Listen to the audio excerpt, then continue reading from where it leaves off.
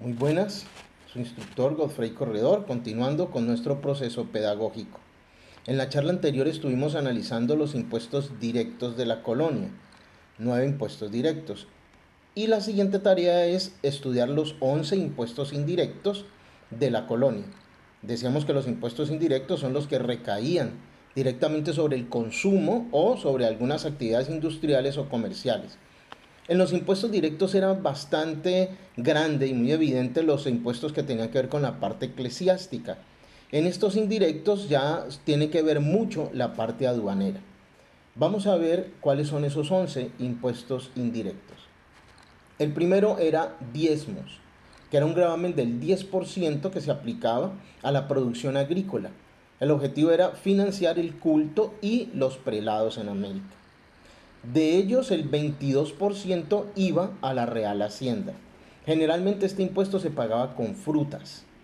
El segundo era el quinto real.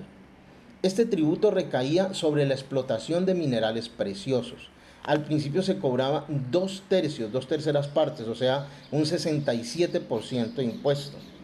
Para poder incentivar la explotación de las minas, se bajó de ese 67 a la mitad, que era el 50%. Luego a 1/3, que corresponde a un 33%. Y finalmente quedó en un quinto, por eso su nombre el quinto real, que es un 20%. Fue establecido por decreto por allá en 1504 y permaneció hasta el siglo XVIII. El tercero se llamaba venta de tierras realengas. Fue un ingreso bien importante para la corona. Se da después de que el Papa Alejandro VI otorgó a la corona todas las tierras descubiertas en América. Aquellas que no fueron otorgadas fueron vendidas y el producto de esa venta iba directamente a la corona. El cuarto se llamaba avería. Era un derecho de aduana que se grababa las mercancías enviadas desde España a sus colonias o viceversa. Se inició cobrando el 2.5 sobre el valor de la mercancía. En 1587, por los ataques piratas de los ingleses, llegó a ser hasta del 30%. Este impuesto se cobró hasta 1660 y posteriormente dio paso a este siguiente impuesto, el número 5, que se llamaba alfajorifazgo, que era un impuesto que se cobraba en los puertos. Es lo que equivale hoy en día al impuesto de aduanas. El número 6 se llamaba alcabala. Es una palabra de origen árabe que significa el contrato. Ese tributo estaba establecido al comercio de bienes muebles, inmuebles y semovientes, entendiéndose como semovientes los animales. Y tenía una tarifa del 2% sobre el valor de las transacciones realizadas. Fue dado por Felipe II por allá en 1576. Aunque en España este impuesto era del 10%, acá en América era solo del 2%.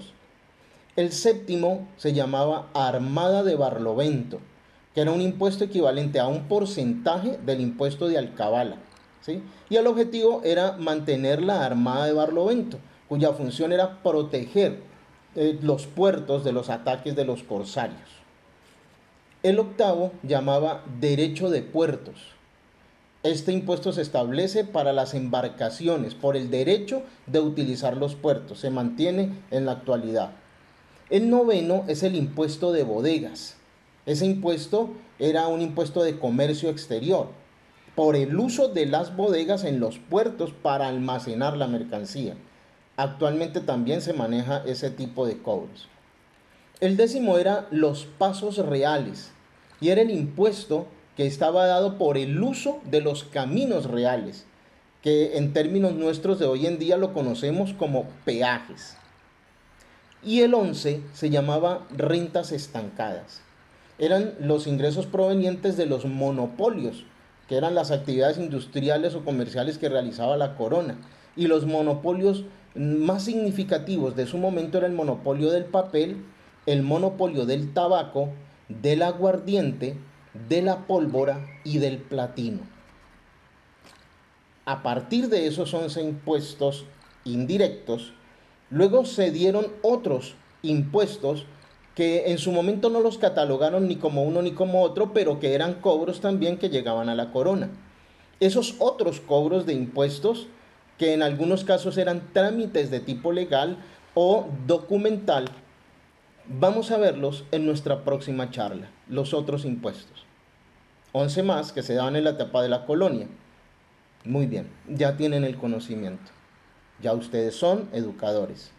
Compartan el conocimiento, entrégueselo a otros que también lo necesitan y vamos aprendiendo sobre este maravilloso mundo de los impuestos. Para todos ustedes, gracias por compartir. Bendiciones para todos. Muchas gracias.